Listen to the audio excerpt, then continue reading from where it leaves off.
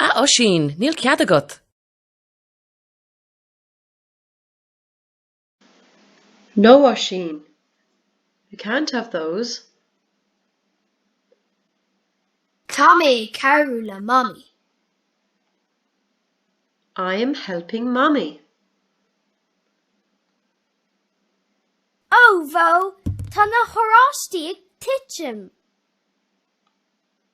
Oh no, the oranges are falling.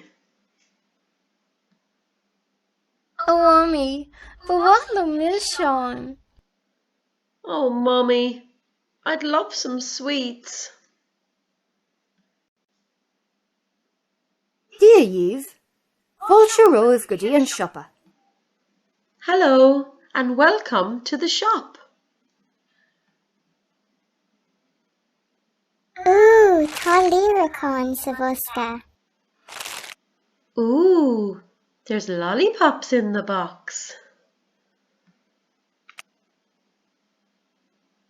Tá arán blasta an shelf. There is tasty bread on the shelf. Listen to this again and see if you can practice some of the words.